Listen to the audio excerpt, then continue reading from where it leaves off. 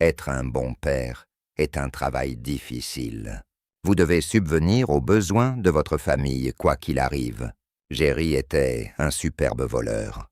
Il a volé sa propre entreprise, non pas d'une façon, mais d'une douzaine de façons. Vous devez être un modèle pour vos enfants. C'était un joueur dégénéré, était un buveur, et gardait une maîtresse. Il avait une petite amie avec qui il a trompé sa maîtresse. Mais quand l'amour de la famille devient toxique, les liens du sang deviennent cramoisis. Je le déteste juste, il vient de déchirer une famille. Tu peux être juste avec Dieu et ne pas être juste avec ton prochain. Et trop souvent, c'est ce qui s'est passé dans cette famille. Je m'appelle Steve Scharipa. J'ai grandi dans un quartier assez difficile de Brooklyn à New York. J'ai vu les bonnes devenir mauvaises et les mauvaises devenir pires. Certains ont pris des contrats pour réaliser un coup. Certains ont été victimes d'un coup. La vie et la mort des tueurs à gages font partie de l'entreprise. Ce n'est rien de personnel. Nous sommes le 25 septembre 1985. Aujourd'hui, c'est Yom Kippour, le jour des expiations. Si tu es juif, c'est le jour où tu admets à Dieu. Tu ne peux pas tenir toutes les promesses que tu as faites, mais après le coucher du soleil, ça devient un festin. L'idée d'enfreindre les lois de Dieu sur le jeune Kippour est, aux fidèles presque fou, mais le clan au cœur de cette histoire était fou. Tu peux être juste avec Dieu et ne pas être juste avec ton prochain. Et trop souvent, c'est ce qui s'est passé dans cette famille. Thea et Jerry Woodman rentrent juste d'une famille. Dîner Yom Kippour. Mais ce jour ne sera pas seulement leur jour d'expiation. Ce sera leur dernier jour sur Terre. 2 de leurs filles sont engagées des tueurs à gages pour les tuer. C'est une histoire pathétique que 2 filles fassent ça à leurs parents. Je veux dire que tu peux être agacé avec tes parents. Tu peux être énervé. Tu peux avoir beaucoup de choses, mais pour recourir au meurtre, pour moi, c'est trop. Donc la question est de savoir de quoi était cette famille. Qu'est-ce qui a si mal tourné? Que leurs enfants embaucheraient des gens pour assassiner leurs parents? La réponse commence là où ces choses font souvent, avec l'argent. Ils étaient visiblement riches, et je pense que c'était un fétiche avec eux. Ils venaient de la classe ouvrière de Manchester en Angleterre. Nos Juifs n'étaient pas socialement importants, et ils ont estimé que leur argent égalait le statut. Et bien sûr, c'est la Californie qui le fait. Jerry Woodman valait une fortune, à un moment de toute façon. Il possédait une entreprise appelée Manchester Products. Il a fabriqué ces translucides. Des panneaux en plastique qui apportent une touche de classe aux lampes fluorescentes. Jerry a eu ses 2 filles aînées. Neil et Stuart travaillant pour lui depuis qu'ils ont 16 ans. Il les a installées à Manchester pour préserver la dynastie Woodman et aussi pour que Jerry n'ait pas à les envoyer à l'université. La grande richesse de la famille Woodman est la carotte de Jerry. Et son bâton sur les livres, Manchester Products, se porte très bien en dehors des livres. C'est une mine d'or. Il était très doué pour démarrer des entreprises et gagner de l'argent en les développant. Et l'une des façons dont il était doué pour ça était qu'il volerait la majeure partie des bénéfices et ne jamais payer d'impôts dessus. Jerry était un superbe voleur. Il a volé sa propre entreprise. Pas seulement d'une façon, mais une douzaine de façons dont je sais ce que tu penses. Jerry voulait prendre tout cet argent et l'envoyer à l'UNICEF pour nourrir les affamés, ouais, bien sûr. Jerry a utilisé cet argent pour nourrir ses propres appétits. Il avait particulièrement envie des 3 bookmakers BS, de l'alcool et des filles. Il ne pourrait jamais en avoir assez. Et il a dépensé des millions. C'était un joueur dégénéré. Il ne pouvait tout simplement pas rester à l'écart. Carter des chevaux. Jeu de sport. Il a légué ça à ses fils. Mais il était plus qu'un joueur, c'était un buveur. Et il a gardé une maîtresse à l'hôtel Beverly Hills pendant de nombreuses années. Il a eu un procès avec une de ses maîtresses. Il a eu une succession de maîtresses. Il avait une petite amie avec qui il a trompé sa maîtresse. Donc Jerry Woodman n'était pas un prix. C'était un voleur, un joueur, un coureur de jupons et le cauchemar d'un modèle. Est-ce que ça veut dire que le gars devrait avoir un contrat souscrit sur lui, par sa propre progéniture? Il est temps de rencontrer les garçons, Stuart et Neil Woodman. Disons simplement que les pommes n'ont pas roulé trop loin de l'arbre généalogique. Ces garçons ont leur propre tâche pourrie. Stuart est comme une méduse dans l'océan. Il va juste dans n'importe quel sens. Suite juste un peu. Et Stuart était en surpoids. Ne se souciait pas des conséquences.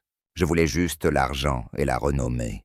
Quelqu'un nous a dit que Stuart a appelé sa mère pendant sa lune de miel et a dit qu'il voulait rentrer à la maison. Je veux dire, quel genre de gars est-ce, hein? Sortez d'ici. Donc si Stuart est juste sans épines, qu'est-ce que Neil? Neil est le chien alpha. Neil est un serpent. Il fera n'importe quoi pour obtenir ce qu'il veut. C'était quelques connards.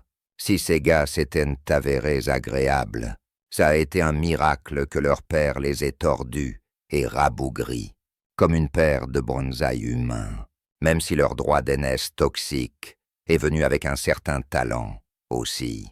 Ils avaient hérité du talent de leur père pour cette entreprise. Stuart était un vendeur. Il pouvait vendre de la glace aux Esquimaux. Neal a compris le processus de fabrication. Il était très doué pour s'assurer que les quotas de production étaient respectés et les dépenses ont été maintenues en ville. Et Joey n'est pas complètement abusif. Avec lui, tu n'es jamais sûr de ce que tu vas avoir. Gérald avait deux personnalités. S'il était votre voisin et votre ami, c'était le gars le plus gentil. Mais si tu étais un homme d'affaires, c'était le fils de pute le plus dur que vous ayez jamais traité. Avec c'est généralement le côté désagréable que voit sa famille. Ils ont grandi dans une maison où la parole de leur père était loi. Et pourtant, comme tout enfant le fait lorsqu'il vit dans un ménage, tu sais quand ton père a mal fait. Tu sais quand ta mère est malheureuse. Tu sais quand il fait des choses injustes, mais tu ne peux pas discuter avec ton père. Et ce gars, c'était, je ne dirais pas exactement un monstre, mais c'était un roi et ce n'est pas un roi très bienveillant. Il voulait que les choses soient faites à sa façon, mais il était comme ça avec tout le monde, pas seulement son fils. Il avait un sens de l'humour particulier. Si tu connaissais Jerry Woodman, il collait toujours quelqu'un. Le bâton est comme une aiguille. Il aiguillait toujours quelqu'un. Il a fait son truc et son truc était ce qu'il voulait faire. Ils ne s'entendaient pas avec leur père et il les détestait et il le détestait. Il n'avait aucun scrupule à les humilier devant eux. Vous aider à lever la main droite par rapport à la déclaration.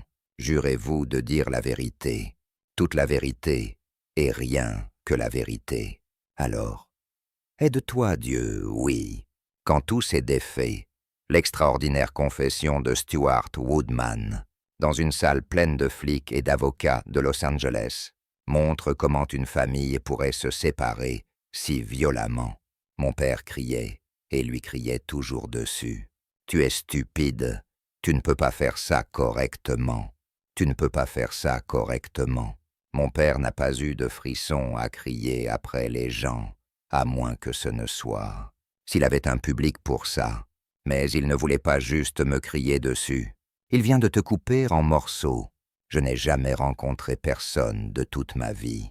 Ils ont vécu ce que j'ai vécu avec mon père. Finalement, les fils décident que papa ne va jamais expier ses propres péchés. Et la seule façon de régler les choses est de les gérer eux-mêmes. Tout ce dont ils ont besoin, c'est de quelqu'un avec des compétences spéciales. Un tueur à gages. Frère Neil et Stuart Woodman. en ont assez de leur père et de ses manigances abusives. Ils ont trouvé une solution infaillible, faire frapper papa, mais même à LA. Ce n'est pas quelque chose que vous pouvez commander si vous avez besoin de contact. Tu as besoin de quelqu'un comme Steve Homick. Homick est un brise-os bicotier et une vraie amende pour les frères. Il partage son temps entre Las Vegas et Atlantic City, partout où il y a besoin d'un peu de muscles violents. Il n'était qu'un sanglot méchant. Il n'avait absolument aucune pitié. C'était juste un homme brutal. C'était un voyou. Si vous êtes le cerveau derrière un complot de meurtre, c'est payant d'être organisé. Vous pourriez avoir besoin d'une équipe. Un tueur à coup sûr peut être des conducteurs de guetteurs. Le problème est le suivant. Le bassin de personnes qui sont prêtes à assumer la tâche de dire « assassiner les parents de quelqu'un » n'ont pas tendance à être les plus grandes réalisations de l'évolution. Steve Homick avait une équipe de petits pois, cerveaux et reptiles, et il n'était pas un pétunia dans ce champ d'oignons. Soyons francs ici, il n'en faut pas beaucoup pour tuer un autre être humain. Si vous avez des armes et que vous êtes prête à les utiliser, alors les frères Grimm ont embauché Homick Enterprises pour résoudre les conflits internes de leur famille. Ouais, c'est l'équipe Homick. Installation dans le garage de stationnement de ce condo, haut de gamme.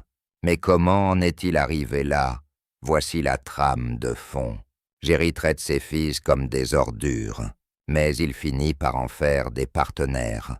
Les garçons ont supporté les abus, pensant qu'un jour, ils auront leur juste récompense. Mais il y a plus. Il y a un secret. Les frères Woodman n'ont pas idée à quel point leur père s'est récompensé. Même pas sa femme Vera. Seth, pour l'argent. Écrémé. Il donnerait tout son salaire à Vera. Mais le salaire était une fraction de ce qu'il prenait. Hors de cette entreprise, Jerry donne finalement à ses garçons un petit avant-goût du skim. Manchester devient le sac à butin de la famille. Malgré toutes leurs souffrances, les garçons sont restés à Manchester. Ces beaux cours avaient des colliers de diamants.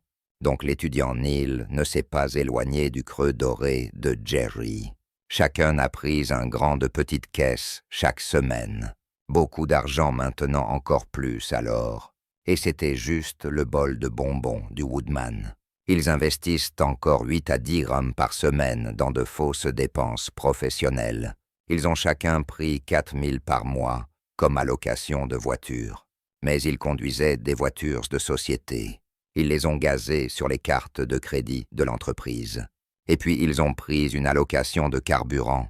S'il y avait un moyen de voler votre propre entreprise, que les Woodman n'ont pas utilisé, cela impliquait probablement du travail. Jusque-là, le skim était d'environ $1 million par an, divisé entre les 2 fils, et un autre million que Cherry a pris, donc tout est hunky-dory. Tout le monde vole, tout le monde est riche. Les garçons détestent que papa les abuse. Beaucoup de familles continuent comme ça pendant des années. Tu vas tuer cette entreprise.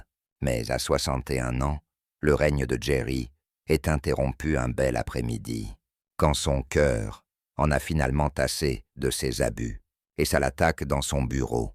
L'autre partie n'a rien dessus. Oh, oh, oh, papa, appelez une ambulance. La crise cardiaque est la preuve qu'il en a une. Étant Jerry, il refuse une ambulance. Étant Jerry, il réussit. Il a insisté pour se rendre à l'hôpital. Après avoir eu une crise cardiaque, que c'était mon père. Il conduit comme il le fait toujours. Comme les chiens de l'enfer sont sur son pare-choc, Jerry Woodman n'est pas mort, bien sûr.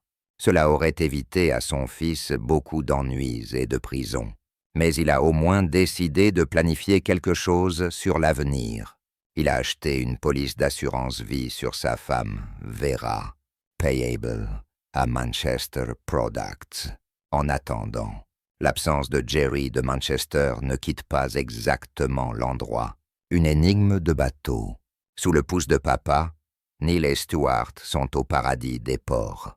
Ils se sont retrouvés à diriger l'entreprise pendant des mois, près d'1 an sans lui. Ils ont découvert qu'ils n'avaient pas besoin de lui. Et maintenant, avec un accès complet aux livres de l'entreprise, les fils Woodman découvrent à quel point le partenariat avec papa est vraiment. Qu'est-ce que tu sais que ces garçons ont une révélation?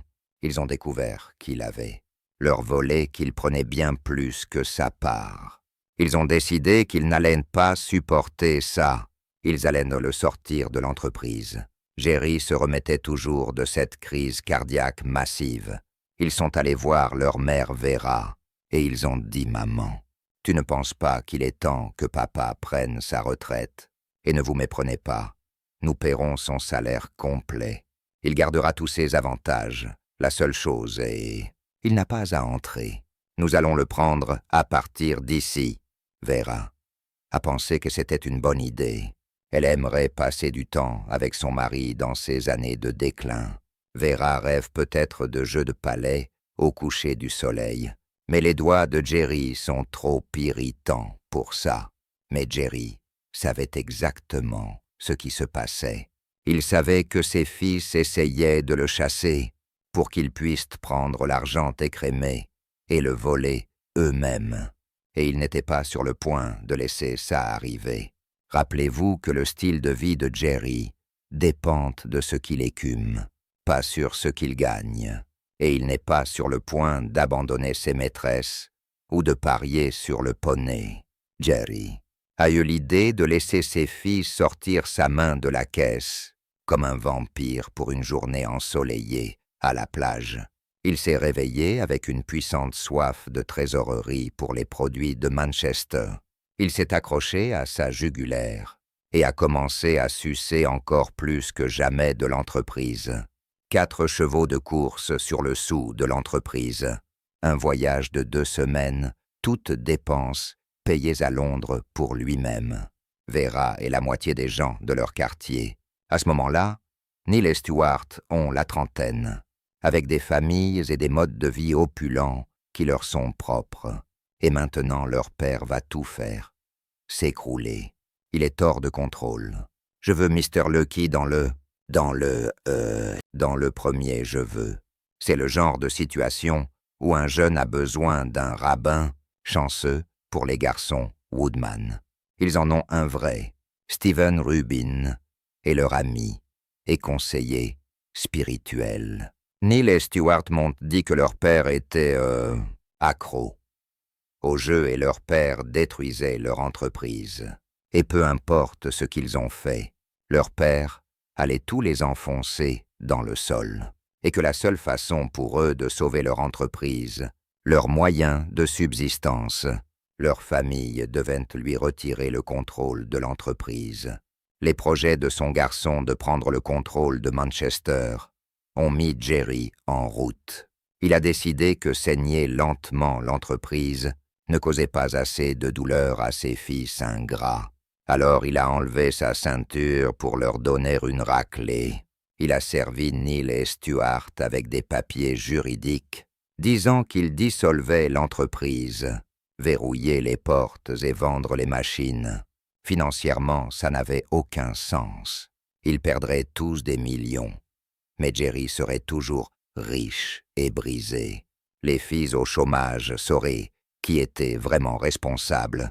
C'était méchant, c'était vicieux, et ça a explosé au visage de Jerry. Le tueur à gages se cache dans le parking souterrain de Jerry et Vera Woodman. Sont des soldats dans une guerre sans pitié. Jerry est méchant, abusif et égoïste. Mais ses fils ont enrôlé un acharné nommé Steve Holmick, et il fait ressembler Jerry à un chat, selon les aveux de Stuart. Assassiner Jerry à Viera était l'idée de Holmick. Et Stephen a soulevé le problème que c'était mon père. Et c'est comme ça qu'il en est arrivé là où il a dit « Laisse-moi juste m'en occuper, tu n'auras plus ce problème ». et Jerry permet à ses fils de décider facilement qu'il doit partir. Jerry Woodman va apprendre à ses fils, Neil et Stewart, une leçon en dissolvant l'entreprise familiale. Produisent Manchester et vendent de toutes les machines. Mais ça ne marche pas, une nouvelle loi californienne autorise les partenaires qui ne veulent pas qu'une entreprise soit liquidée pour l'acheter à des prix de liquidation. En d'autres termes, Neil et Stewart surpassent leur père et ramassent Manchester pour une chanson. Ils décrochent leurs laisses et donnent à Jerry le bon vieux « ho », tourné autour, et juste, la victoire du fils a toujours un lourd tribut. Leur relation avec leur mère Vera était la directrice titulaire de l'entreprise, et pour des raisons juridiques, contrôler les actions de l'entreprise. Elle était la présidente de l'entreprise et contrôlait 50% des actions avec droit de vote. Mais elle a fait tout ce que Jerry lui a dit de faire quand il s'agissait de ça. Quand Vera a été obligée de choisir entre soutenir ses fils et soutenir son mari, sur qui contrôlerait l'entreprise, elle a choisi son mari. Aucune femme ne devrait jamais avoir à faire ce choix. C'est une situation terrible de mettre la mère dans. Et quand elle s'est rangée du côté de son mari, ça lui a coûté la vie. Il y a un procès, bien sûr. Vera prend la barre contre les garçons. Les garçons gagnent Vera, et ses fils ne pourront jamais arranger les choses. Quelle est la raison de ta mère? Le procès n'aurait jamais pu avoir lieu, ne serait jamais arrivé. Comment dites-vous qu'elle possédait le stock? Elle m'a juré qu'elle disait qu'elle ne le ferait jamais. Je me souviens qu'elle était assise avec moi et Lana dans mon bureau sur Mason. Ton père est fou. Je sais qu'il est fou. Tu ne mettras jamais la main sur le stock. Au moins tu le sais. Et j'ai emménagé dans une maison à Hidden Hills. Et avant d'emménager, j'ai dit, tu es absolument sûr qu'il n'y a aucun problème avec quoi que ce soit. Il avait menacé avant. Et il a dit non. Allez et emménagez et amusez-vous. Quelques mois après avoir emménagé, nous sommes servis avec un procès. Ce que tu dis, c'est que tu t'es senti trahi par ton argent. Ouais, je me suis senti trahi par mon argent. Les Suns ont fini avec la compagnie.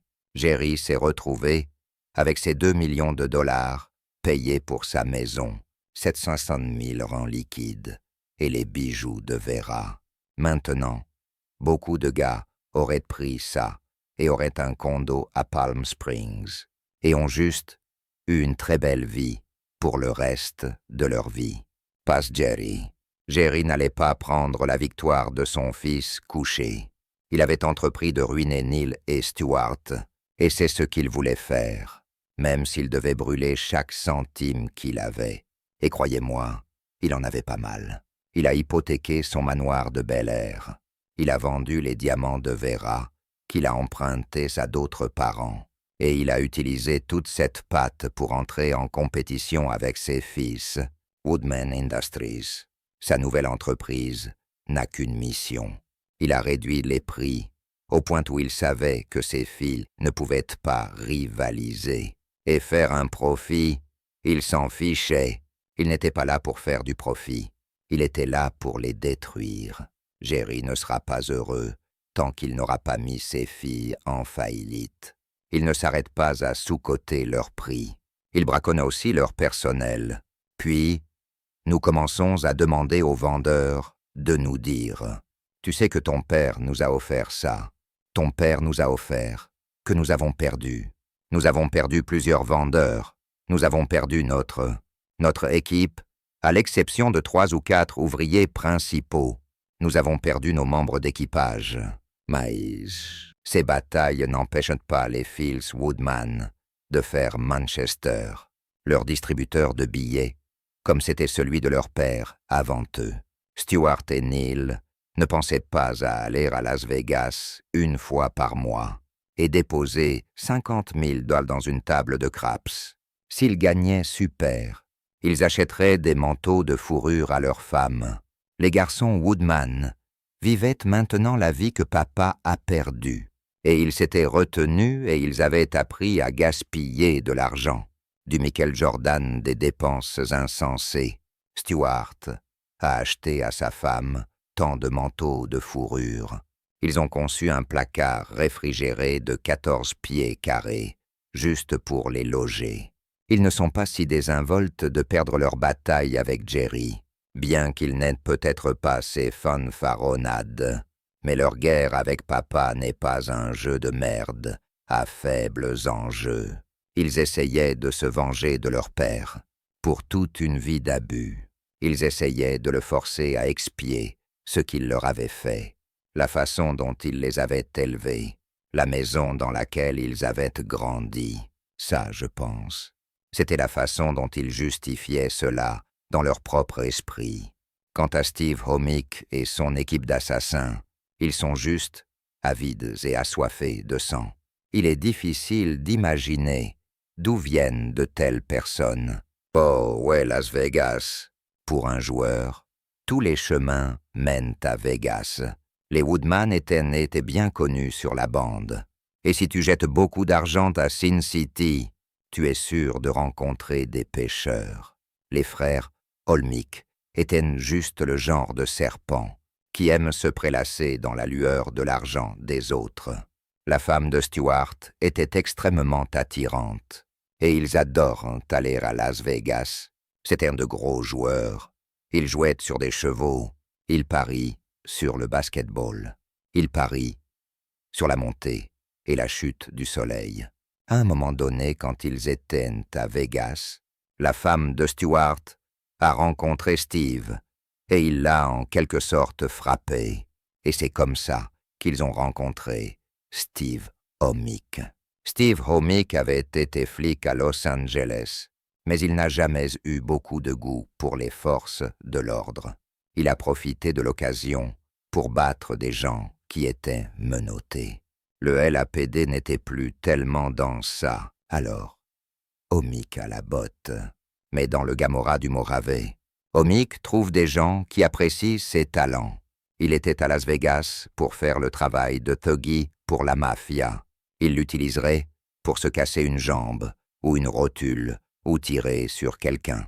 Et il dirigeait une demi-douzaine d'autres entreprises criminelles sur le côté. Homie et les Woodman Brothers deviennent copains sur les roulettes. Et 20 points est le nouvel ami du garçon. Steve leur trouve un moyen de gagner chaque voyage. Quelque part le long de la ligne Steve, Nella Stewart a lancé un nouveau stratagème.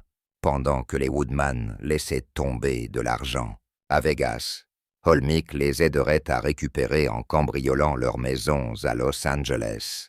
L'assurance paierait les bijoux que les frères ont dit avoir été pris, et les perdants aux tables deviendraient gagnants de la fraude à l'assurance. Stuart déposerait une réclamation d'assurance, et la compagnie d'assurance paierait sur le cambriolage chez Stuart, qui s'est produit à un certain nombre d'occasions, chaque fois que Stuart est allé à Las Vegas comme les Woodman. Steve Homick dirige une entreprise familiale. Frère Bob est son partenaire. Robert était un grand gars qui était membre du barreau de Californie, mais qui ne pourrait jamais vraiment trouver un emploi dans un cabinet d'avocat, parce qu'il irait sur un entretien d'embauche portant un short de surfeur et un gros t-shirt. Il gagnait sa vie en volant des livres de droit à commander pour les étudiants en droit, quand il ne glissait pas les manuels pour les futurs escrocs. Robert cambriolerait les voitures du Woodman. Il les abandonnerait dans le désert ou les chasserait des falaises. Je sais que ça sonne comme un super passe-temps, mais le véritable objectif était de collecter plus d'argent d'assurance. Mais les escroqueries à l'assurance ne sont qu'un échauffement pour l'événement principal, un match de rancune entre parents et enfants, avec une fin qui sort tout droit d'un film d'horreur. Tu pourrais vouloir fermer les yeux. Ce qui était moche est sur le point de devenir hideux. La guerre fait rage dans la famille Woodman. Les hostilités entre le père et les fils sont passées d'amères à vicieuses. Et à quelle profondeur courent-ils? Quand Neil prépare la bar mitzvah de son, il décide qu'il a besoin de gardes armés. Crois-tu vraiment? Mon père allait s'écraser dans le temple dans sa voiture et s'asseoir là et regarder son fils obtenir une bar mitzvah. Croyez-vous vraiment que, cette fois, c'est le rabbin Stephen Rubin qui est pris au milieu? Il était littéralement inquiet et avait peur que son père entre et perturber le service et ruiner la bar mitzvah de son fils. C'est à moi qu'ils sont venus, pour essayer de voir s'ils pouvaient en instaurer un niveau de sécurité plus élevé, disons pour cette expérience de bar mitzvah, afin qu'ils puissent garder le père de Neil a quitté les lieux et éviter toute possibilité d'une sorte de scène qui se produirait. Tu sais diminuer la journée pour son fils. C'est la menace de la bar mitzvah qui amène Neil à se tourner vers Steve Omick comme son homme de réparation, et Omick le résout en un tournement. Il engage une paire de flics à la retraite pour tenir la barricade. Et que dit Neil aux flics de faire? Si grand-mère et grand-père prennent d'assaut les portes, shoot 'em. Dans leur travail quotidien, les flics voient beaucoup de dysfonctionnements. Une famille toxique a tendance à saigner dans la suivante. Alors tu deviens cynique à propos de toute la race humaine. Je pense que si tu es policier, juste se lever le matin pourrait être un triomphe de l'optimisme sur l'expérience. Mais rien ne fait jamais sortir ces deux flics, comme le riche qui voulait que ses parents soient gaspillés dans une bar mitzvah. Tu te souviens des vraiment bizarres? Nous reverrons ces deux pieds plats que vous pouvez parier sur le loyer. Les flics gardent la bar mitzvah, mais le fils de Neil entre dans la virilité sans fusillade. Mais au fil du temps, la saga Woodman passe de scandaleuse à vraiment folle, et essayant d'anéantir les moyens de subsistance de son fils, Jerry vient de se mettre en faillite. Les fondateurs de sa société rivale et la fortune de Jerry diminuent avec le navire. Il a tout perdu. Il a perdu la maison. Il a perdu la plupart des bijoux de Vera. Il vivait dans un condo loué à Brentwood, très bel endroit, mais un très grand pas en bas de là où il était. Neil et Stuart espèrent que leur père en faillite ne pourra plus leur faire de mal. Mais Jerry trouve un moyen de transformer les dettes de son entreprise en un fléau, sur ses fils gratuitement. Alors maintenant, il avait beaucoup de temps libre, et il a utilisé ce temps pour rendre la vie misérable pour ses fils. Si vous aviez besoin d'un plombier à la maison, il appellerait un plombier et dirait « Envoyez la facture à mes fils ». Ils ont eu la brillante idée d'appeler ses créanciers. Appelez-les et dites simplement d'envoyer une facture à mes fils. Ils vous paieront tout cet argent avec intérêt. Ils appelleraient mon père. Mon père dirait d'appeler mon fils. Il est ce responsable, tu sais. Nous étions juste une division de l'entreprise de mon fils. Je possède Manchester et je leur ai donné. Et j'ai commencé ça. Mais ils nous possèdent donc, ils sont responsables. Nous avions une tonne de fournisseurs pour nous couper. Pouvez-vous expliquer quoi que ce soit? Les fournisseurs de Manchester exigent désormais un paiement à la livraison. Les garçons n'en ont pas assez. L'entreprise s'effondre, tout comme Jerry l'avait prévu. Il ne voit qu'une issue. Tant que papa est en vie, il les tourmentera. Alors maintenant, tu as la photo. Neil et Stuart veulent de la mort de Jerry. Et nous savons tous pourquoi. Mais qu'en est-il de Vera? N'est-elle pas juste une victime que nous pourrions remplir le Colisée avec des gens qui pourraient vous dire que Gerald était pas une personne gentille? Nous n'avons jamais trouvé personne qui puisse dire que Vera n'était pas une personne gentille. Le truc, c'est que tous ceux qui les connaissent, c'est que les garçons Woodman veulent que leur père fasse 6 pieds sous terre. Mais peut-être que si leur mère est tuée, cela ressemblera à un vol. Parce que 2 fils se font frapper leur mère innocente. Ce serait juste trop moche pour le croire. Mais c'est exactement ce que Stewart dit qu'ils ont fait.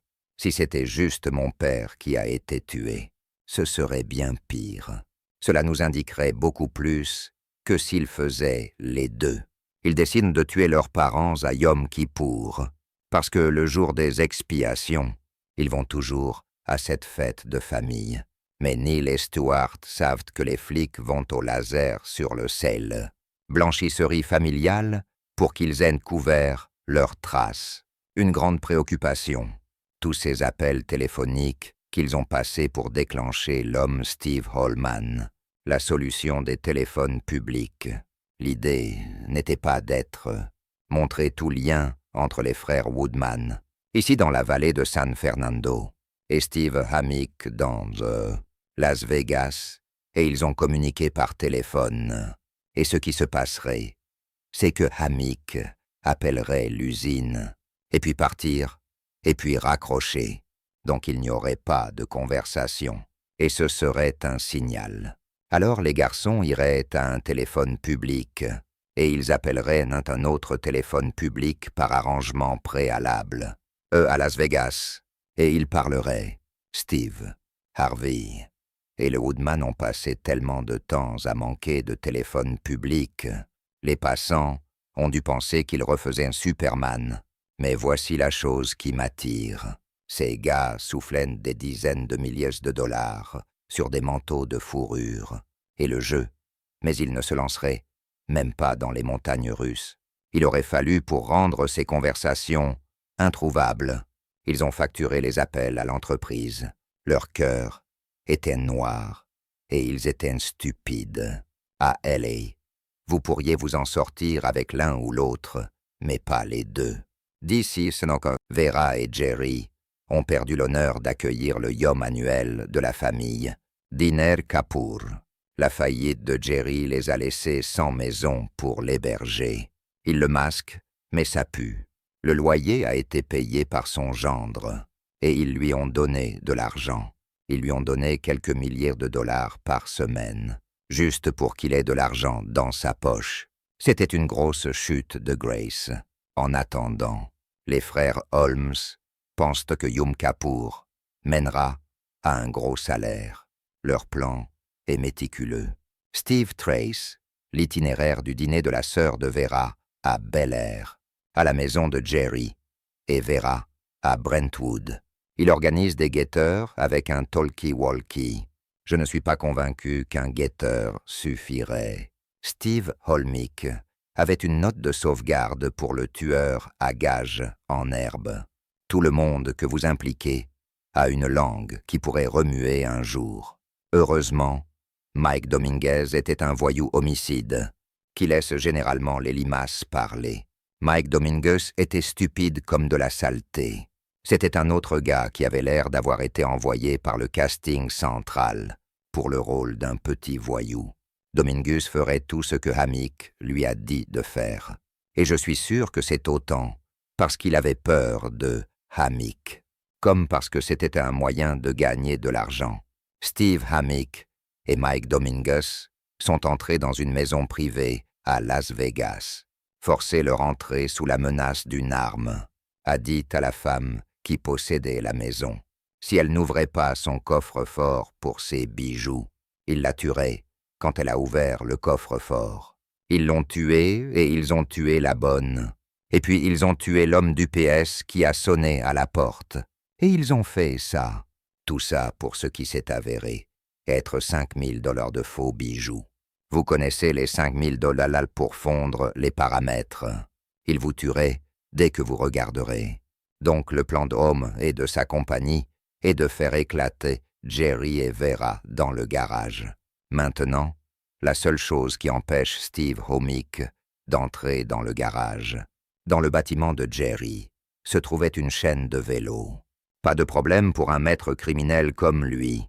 Alors Hommick a coupé la chaîne et l'a fourré dans son sac. Mais ce cerveau de reptile n'est pas si sensible à penser à l'avenir. Il a laissé le lien coupé, là où il est tombé. Ce coup de métal n'est bon pour personne, sauf peut-être un flic intelligent, à la recherche de quelque chose pour relier les criminels à un crime. Nous y reviendrons plus tard, maintenant. Les dés ont été jetés. Le Titanic est à pleine vitesse et l'iceberg ne bouge pas. Il est difficile de surestimer l'importance de Yom Kippour. Dans le calendrier juif, c'est le jour où vous affrontez votre faiblesse humaine. Vous jeûnez et offrez des sous-licences. Tu demandes à Dieu de t'accepter, malgré tes défauts. Au coucher du soleil, au son du spectacle, pour que vous commenciez un nouveau. Et puis tu rompes ton jeûne avec un grand repas de fête. Si Jerry faisait une expiation ce jour-là, il n'y a aucune trace des défauts qu'il a admis. J'espère que sa conscience était claire, parce que lui et Vera seraient morts au lever du soleil. Le propriétaire de Dali, Marvin Sol, partage ce dernier souper avec les Doom Woodman. Nous étions les 2 dernières personnes à les voir vivants. Nous partions tous, et ma femme a dit « Tu sais que j'aime vraiment Jerry ». 20 minutes plus tard, ils étaient morts. Les voitures de luxe de Jerry ont disparu depuis longtemps. Vera s'est accrochée à sa Mercedes, mais Jerry prend bien sûr le volant. Il rentre chez lui dans sa course folle habituelle. Dommage qu'il ne prenne pas quelques minutes supplémentaires pour être gentil avec Vera, pardonner à ses fils et à lui-même, faire sa paix avec Dieu. Jerry ne fait rien de tel. Il conduit vite et il crie jusqu'à sa dernière seconde. Alors le drame de la famille Woodman atteint son apogée dans un garage morne à Brentwood, en Californie. Il n'y a rien de shakespearien à ce sujet. Jerry n'est pas un héros tragique et ses tueurs ne sont que des voyous. Des voyous stupides qui ont alerté tout le quartier. Quand cette arme a explosé, c'était bruyant. Un Magnum de 3,7 qui explose dans un garage. Sonne comme un canon effrayant. Jerry et Vera n'ont jamais eu de chance. Mais les tueurs étaient faciles. La partie la plus importante du plan était de savoir comment s'en sortir. À partir du moment où les limaces ont frappé à la maison, cette partie du plan a commencé à dérailler. Mike Dominguez, le guetteur, a dit qu'il avait entendu les coups de feu à 2 pâtés de maison. Dominguez n'appelle pas les flics, mais tout le monde à portée de voix le fait. S'ils avaient été des professionnels, ils auraient réussi à faire leur escapade sans être vus. Omik doit sortir de ce garage comme un éclair graissé. Steve oublie tout de ce maillon de chaîne près de la porte. Pas le temps qu'il y ait un poste de police à 2 pâtés de maison. Le meurtre de Jerry et Vera Woodman à Yankapur. Choc-là, c'est clairement un coup froid et calculé. Un assassinat qui ne ressemble pas un peu à un braquage. C'était le plan, mais l'enquêteur Richard Kratzley voit à travers en 1 seconde. Je ne semble rien être. Ils avaient les clés dans leur poche. Notre appartement était plein de choses précieuses, mais n'avait pas été touché. À l'époque, nous n'avions pas la moindre idée de pourquoi quelqu'un voudrait frapper ces 2 personnes âgées. Mais il nous a dit que c'était un meurtre d'exécution. Âme de la terre, Vera, l'une des plus belles femmes que tu aurais jamais rencontrées qui pourrait vouloir que ce couple de personnes âgées soit frappé. Les flics n'ont même pas le temps de se gratter la tête. Maxine, qui était la sœur aînée de Stuart et Neil, montait dans sa voiture et trouve les policiers et dit immédiatement « Nous savons qui a fait ça, c'était nos frères. C'était notre frère Stuart et notre frère Neil. Ils étaient dans... » Juste en insistant sur le fait que les 2 frères avaient tué Gerald et Vera, leur mère et leur père, je veux dire. C'était un heure. Il n'y avait aucun doute dans leur esprit qu'ils l'avaient tué. Tout comme ces suspects instantanés, exactement comment Neil et Stuart savaient qu'ils seraient vus. Je veux dire que nous savions qu'en quelques jours, que la police allait nous parler, parce que c'était partout dans les journaux. Nous ne pouvions pas cacher le fait qu'il y avait des problèmes avec la famille. Il s'avère qu'ils ne peuvent pas cacher grand-chose. Les garçons Woodman et Steve Holmick pensent que leur plan est infaillible. Mais le plan avait quelques points faibles, en commençant par les imbéciles qui l'ont fait. Les enquêteurs recherchent 3 motifs, moyens et opportunités. Ils ont le mobile du gecko. Obtenir les 2 autres demandera un travail rapide.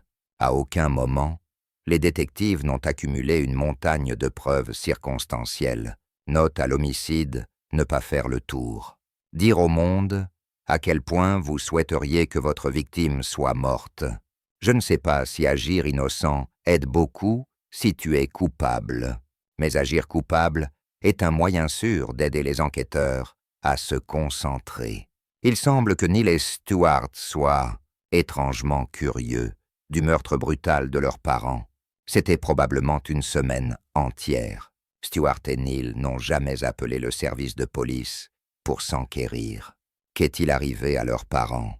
Et tout ce que j'ai travaillé à l'homicide pendant 14 ans, je n'ai jamais vu les proches d'une victime de meurtre ne pas m'appeler. Moins d'1 heure le lendemain, dès qu'ils ont découvert que quelqu'un était mort. Et puis quand nous avons dit « Hey, fixons un rendez-vous », eh bien, ils ont dit « Bien, nous l'aurons au bureau de notre avocat. Maintenant, si tu n'es pas coupable et que tu n'as rien à voir avec le meurtre, pourquoi auriez-vous une entreprise et un avocat criminel assis à côté de toi et vous demandez « Où étiez-vous la nuit des meurtres ?» Oh, il ne va pas répondre à cette question. Et puis, nous avons continué à penser que ces gars sont coupables. Je veux dire qu'ils sont coupables. Nous devons juste le prouver. Je veux dire que c'est ce que c'était. C'est maintenant que ces 2 pieds plats à la retraite réapparaissent. Ceux à qui on a dit de faire exploser grand-mère et grand-père. S'ils assiègent la bar mitzvah Woodman, souviens-toi d'eux. Quand ils voient les gros titres sur le meurtre de Yom Kapoor, ils donnent un nom au beat de l'homicide, le gars qui les a postés à l'extérieur de la synagogue, Steve Holmick. J'ai continué à bien penser, courant avec lui. Il est notre seul suspect en ce moment. Et c'est ce que nous avons fait.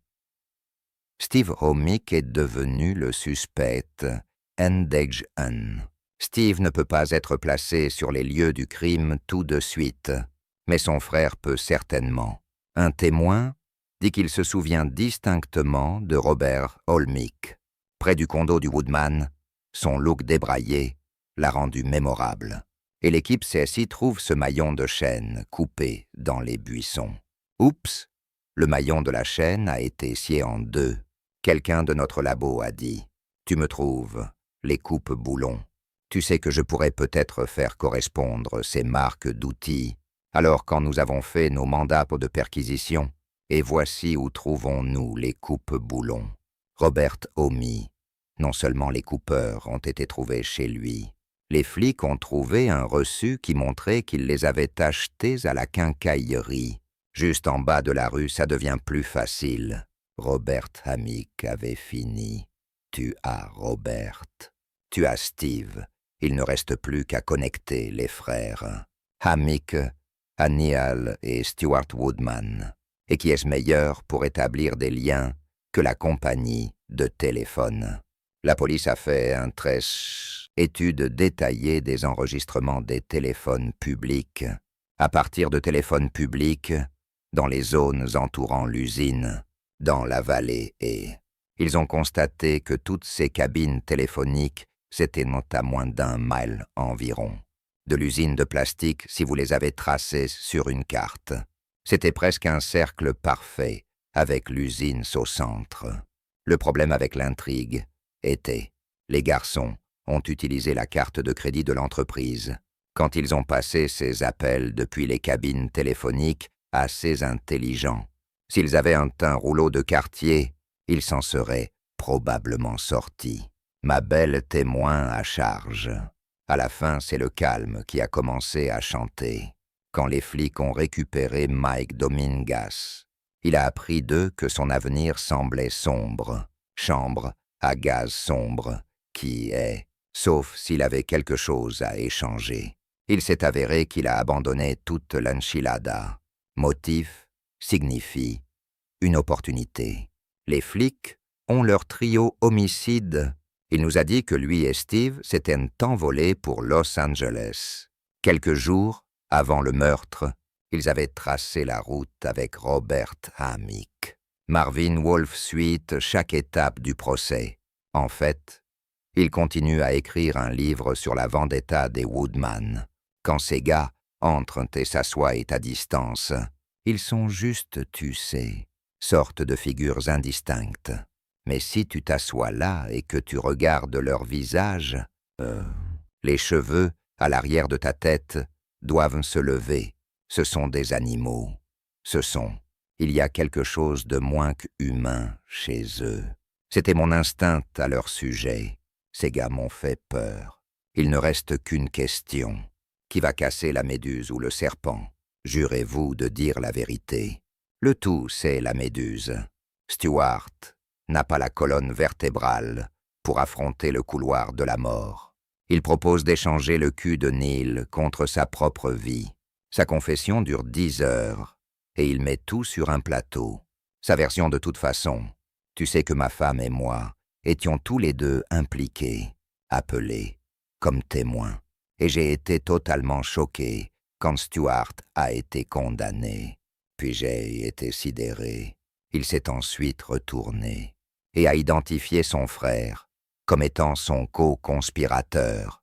Stewart a témoigné que Neil était le cerveau derrière l'opération, ajouté une insulte à une vie d'incarcération. En fin de compte, Neil et Stewart ont tous deux eu la vie sans libération conditionnelle. En tant que rabbin, j'enseigne toujours aux gens qu'ils ne doivent pas laisser leur situation définir qui ils sont, que si les circonstances sont bonnes ou les circonstances sont horribles, vous pouvez trouver des gens qui les ont transcendés et qui ont fait des choix différents. Et tu sais, et que voici l'un des problèmes qu'ils avaient, ils avaient tout. Ces gars Neil et Stewart, ils avaient tout ce qu'ils avaient d'argent. Ils avaient de belles épouses. Ils avaient de merveilleux enfants. Ils avaient des familles formidables. Ils avaient tout ce qu'ils pouvaient en jeter. Et ils l'ont fait. Je pense que sa police d'assurance et la haine pour le père, c'était la raison pour laquelle les garçons sont entrés si profondément. En matière d'argent, sortons maman. Récupérez l'argent que nous détestons, papa. Nous allons sortir papa aussi. Et puis nous avons tout. Nous avons la compagnie. Nous avons l'argent de l'assurance. Et nous n'avons plus de dettes. Et nous possédons l'entreprise. Et nous sommes bons. Stewart et Neil ont rendu à leur père ce qu'il leur a donné. Il leur a pris la vie d'une certaine manière. Oui, c'est vrai. Il leur a donné beaucoup de choses. Mais il a aussi emporté beaucoup de choses. Et leur vengeance était de lui ôter la vie. Je n'avais aucun sentiment pour mon père. Juste pas de sentiment sûr. Mes enfants ne connaîtront pas ma mère. Ils ne pourront jamais la voir. Je ne pourrai plus jamais la revoir. Et ça m'a énervé. Mais tu as payé 2 personnes pour la faire tuer. Je sais ce que j'ai fait. L'équipe de surveillance, Mike Dominguez et Robert Holmick. J'ai 25 ans à vie, Steve Holmick. L'homme déclencheur, il a été condamné à mort. Mais 25 ans plus tard, il est toujours sur la liste d'attente à Saint-Quentin. Stewart a demandé une libération conditionnelle et a été refusé une demi-douzaine de fois. Ni a dit toujours qu'il est innocent. Mais c'est entre lui et Dieu. Pour lui et pour le reste de ce triste lot, chaque jour peut être un jour d'expiation. Et que Dieu ait pitié d'eux parce que il ne semble pas que l'État de Californie va s'y mettre. Si votre rêve est d'être tueur à gages pour un cartel de la drogue mexicain, tu dois commencer jeune.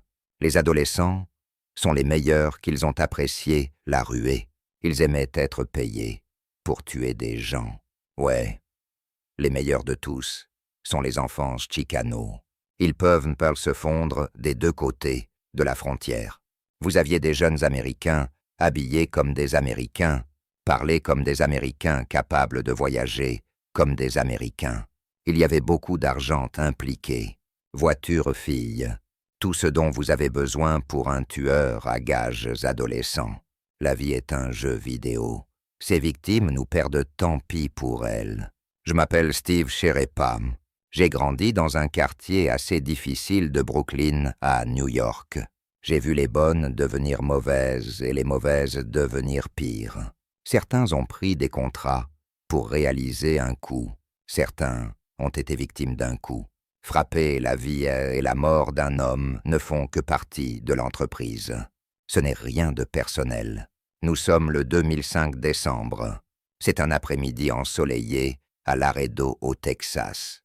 Moisés Garcia, sa femme et son fils déjeunent dans une chaîne Tex-Mex locale. Moisés Garcia était un jeune. Je pense que le milieu de la vingtaine avait une famille. Je pense qu'il attendait un enfant.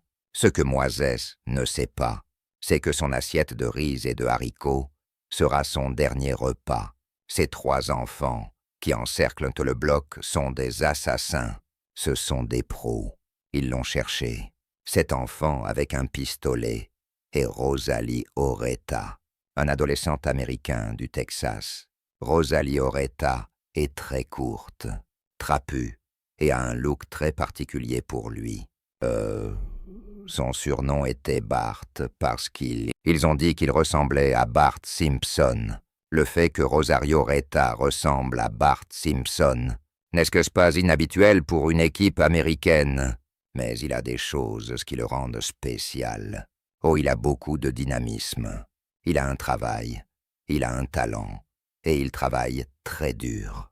Le truc, c'est que son talent est pour le meurtre. C'est un tueur à gages, et il a commencé quand il avait 13 ans. Les années passent, et les meurtres aussi.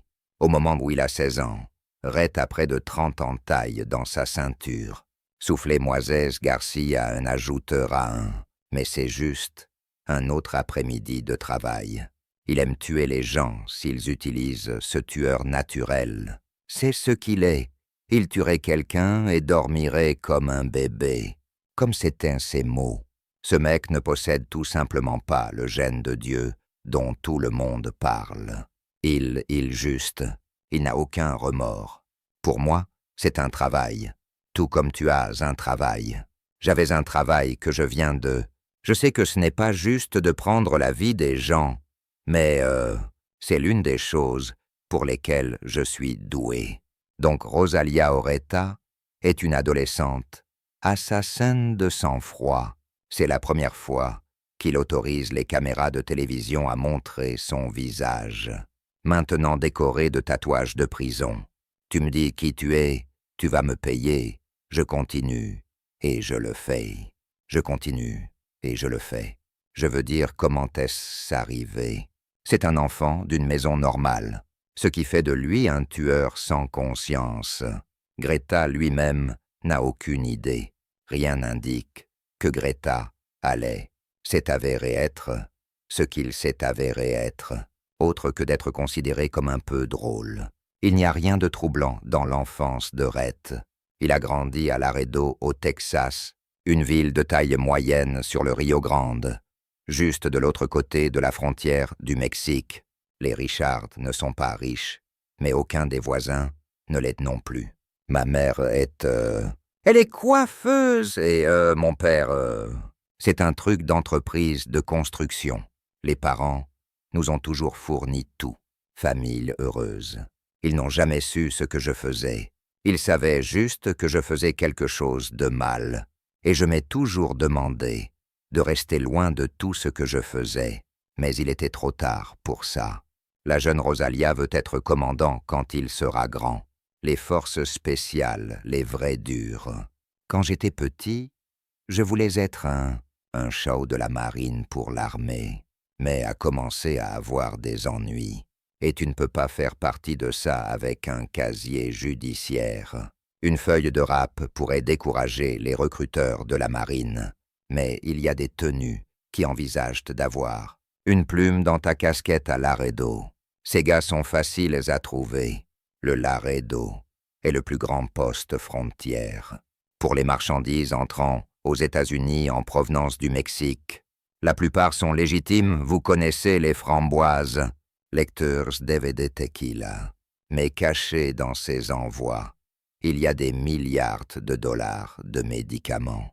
Cocaïne, héroïne, marijuana. Quand les gens parlent de l'inondation de drogue mexicaines aux États-Unis, ils parlent d'une rivière qui commence à Laredo et coule dans l'État 35, le Nil de la cocaïne.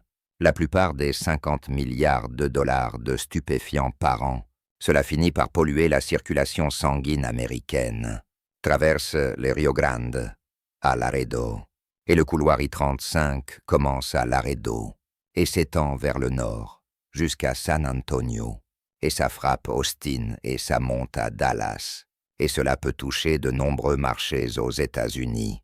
Donc c'est évidemment très lucratif. Celui qui contrôle la géographie, les portes d'entrée aux États-Unis, va contrôler le réseau de distribution de médicaments. Alors les trafiquants de drogue se disputent le contrôle du territoire. Rosario a lu le nez comme le dos de sa main. C'est effrayant pour certains. Pour les autres, c'est une opportunité. Tu es un typique, tu sais, pauvre gamin de la frontière, qui n'avait vraiment pas d'avenir, qui n'avait vraiment pas beaucoup d'options. Alors pourquoi ne pas se tourner vers le crime organisé? Les pauvres rêvent de devenir riches un jour. À Laredo, les seuls riches que la plupart des enfants pauvres voient sont des trafiquants de drogue. C'est donc le rêve, et les gars les plus riches qu'ils soient, ceux qui travaillent pour les grands cartels, même si les parents de Ritter travaillaient tous les deux. Ils ne mettent pas de cuillères en argent dans la bouche de leur fils. Ce n'est pas inhabituel ou difficile à croire que beaucoup de ces enfants s'accrochent à ces idées de ce glamour, ce genre de style de vie indestructible. On leur offre des voitures cash, autant de copines qu'elles veulent du prestige, du pouvoir, la capacité de prendre une vie et de ne pas cligner des yeux.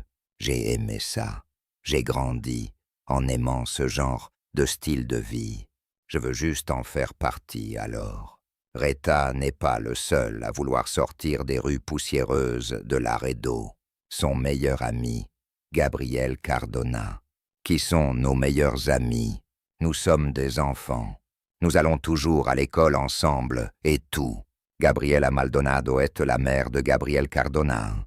Elle ne peut pas empêcher un garçon d'entrer dans la vie de la drogue, et la raison est évidente. L'argent qu'ils ne veulent pas être pauvres.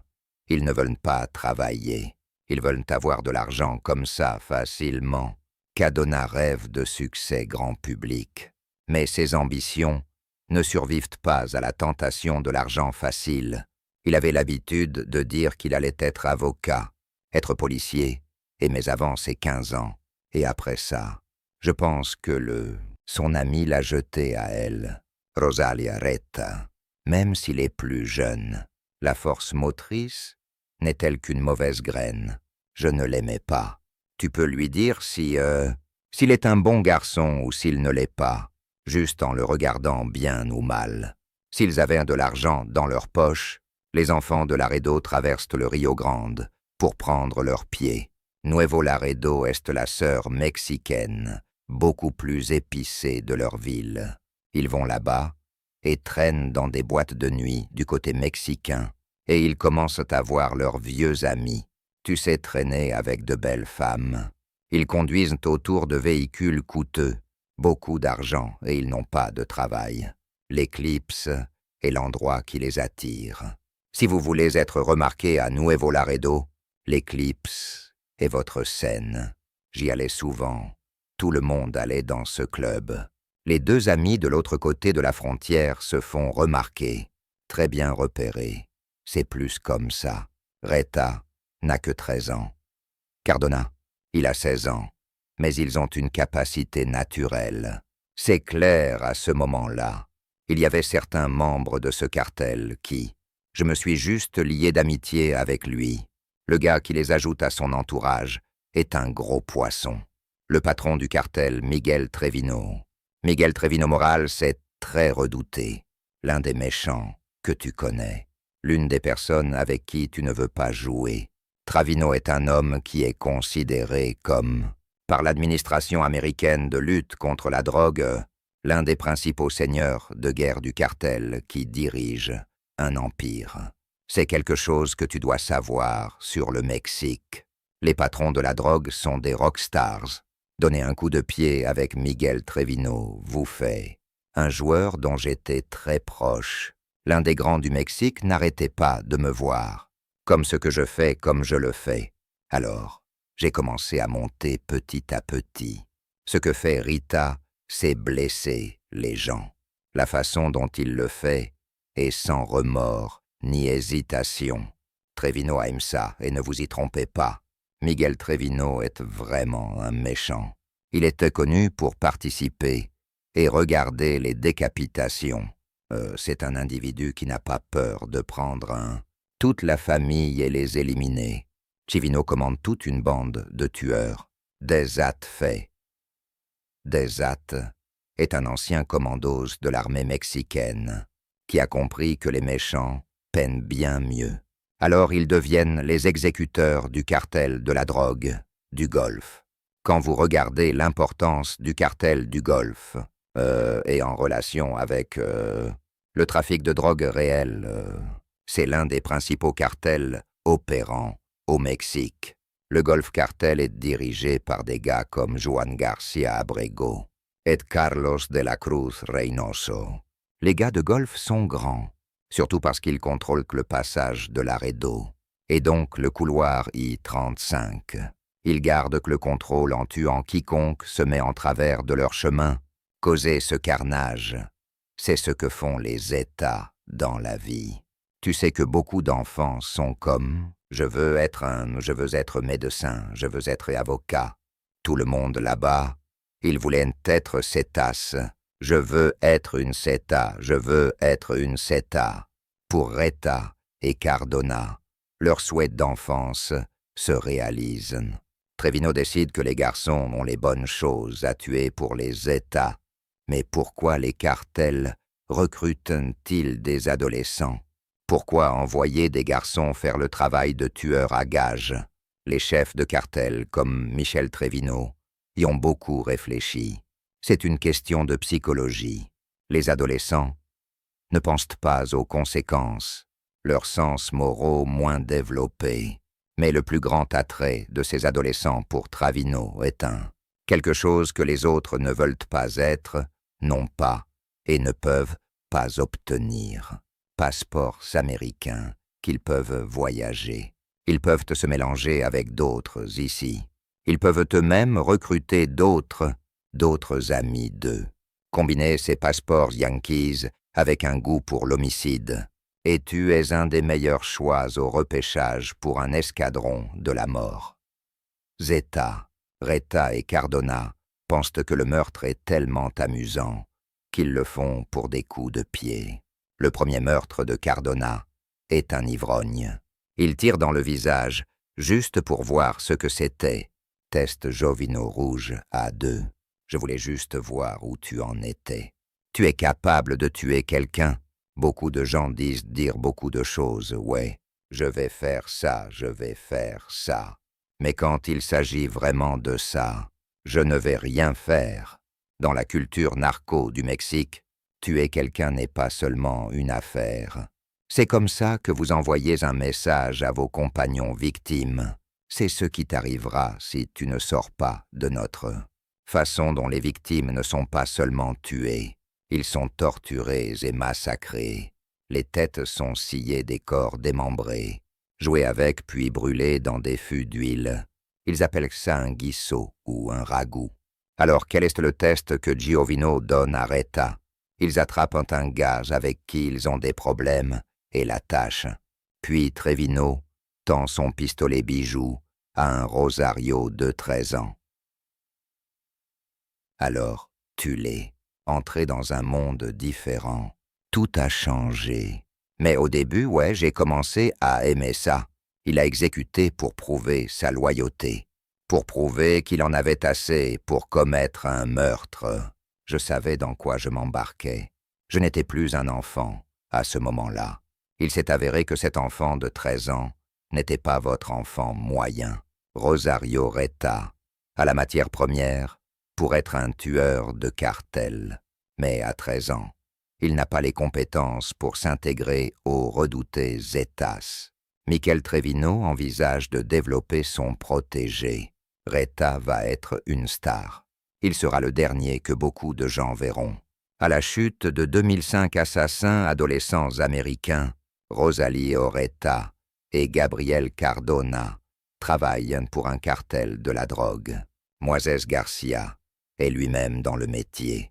C'est sur le point de le mettre en danger. Certains verront cela comme une justice poétique, la loi de la jungle de la drogue. Mais Moisés n'est pas si mal. Oh mon Dieu, tu gagnes, j'aille. Il était marié, il était père. Un fils. Moisés pourrait être un bon père de famille, mais il gagne sa vie en vendant des stupéfiants. Il approvisionne un quartier de Laredo. Moisés Garcia était membre de la mafia mexicaine. Mexico Mafia est un gang de prison originaire de Californie. C'est vraiment fort dans la région du Texas, vraiment forte dans notre ville. Moisés Garcia, au fait, n'est pas un saint. Il a tiré sur un gars dans la tête quand il avait 18 ans. Un de ses amis de prison, qu'ils ont rencontré, en train de passer du temps sur des accusations de drogue. De toute façon, ce que je veux dire, c'est que Moisés Reda et Cardona sont du même monde. Je veux dire qu'ils sont tous des criminels. Mais peut-être que Moisés est un peu en retard. 25 ans, c'est vieux pour un trafiquant de drogue. Dans ce monde, la vie est pour les jeunes. Donc Moisés Garcia est un petit criminel. Mais ce qui le rend important, eh bien, il est diplômé dans la cour des grands. Il fait du marketing pour le cartel de Sinaloa. Il a été contracté pour effectuer certains services pour un cartel rival. Je crois comprendre que c'était la raison d'être. Et le raisonnement derrière lui étant s'ériger en cible et être quelqu'un avec qui les États ont un bœuf, n'est pas ce que vous appelez survivable. Se faire tuer, c'est l'une des choses principales. Si tu marches sur les orteils de quelqu'un, tu vas te faire tuer. Garcia était sur le point de devenir une fatalité dans une guerre de territoire à l'ancienne, que j'ai 35 couloirs de drogue, juste parce que le cartel du Golfe a une serrure. Sur Laredo ne veut pas dire que les autres gars n'essaieront pas de se muscler. Chapo Guzman dirige le plus grand cartel du Mexique. Les Sinaloa ont un quasi-monopole sur l'approvisionnement, mais ils ne contrôlent aucun passage frontalier. Ils partent en guerre pour attraper Loreno du cartel du Golfe, quand le Sinaloa et le cartel essaient d'emménager dans cette zone. Vous avez une lutte de pouvoir traditionnelle qui se déroule. Il y a d'énormes luttes intestines et rivalités a commencé à exister. C'était notre territoire juste là. Donc ils ne peuvent pas simplement venir et essayer de prendre le relais comme ça. Si tu veux l'empire criminel de quelqu'un, tu ne demandes pas gentiment. C'est du sang dans les rues. Et nous parlons de sceaux. J'ai commencé à tuer des gens en essayant de nous éloigner. Il y a un bain de sang en cours. À l'époque, je pense que le taux de meurtres avait plus de 400 meurtres en environ 6 mois et c'était incontrôlable. Il y en a plus là-bas dans un Laredo. Et il y a plus de drogue, plus d'argent. Donc tout le monde veut qu'ils se battent pour cet endroit. Miguel Trevino est les cartels du Golfe. Le général Patton et Laredo est sa bataille du renflement. Il a besoin de puissance de feu sur ses lignes de front. Et ces adolescents américains, ils sont vraiment précieux. Ils peuvent anéantir l'ennemi de Sinaloa sur le front du Texas. Trevino s'est intéressé très personnellement à et sélectionner à la main les individus qui allaient être utilisés. Passer beaucoup de temps avec eux à se toiletter, comme tout bon officier des forces spéciales le ferait, avec son équipe de combat rapprochée. Alors quand il a 14 ou 15 ans, Reta découvre qu'il a gagné une bourse Zeta à l'école des assassins. Si c'est votre rêve, voici comment vous obtenez les bonnes nouvelles. Il t'attrape dans la rue. Mettez votre tête dans un sac et emmenez-vous faire un long trajet. C'est comme gagner à la loterie de l'enfer. Toutes les 100 personnes, ils ne vont en choisir qu'une. Et j'étais l'un d'entre eux. La plupart de ces types d'opérations de formation se déroulent sur des zones très rurales, propriétés de ranch appartenant au cartel. C'est comme un entraînement des forces spéciales. Pour beaucoup d'enfants, le camp d'été est un rite de passage, une chance d'acquérir de nouvelles compétences. Fais-toi de nouveaux amis, tu sais. Entrez dans votre propre au camp Zeta.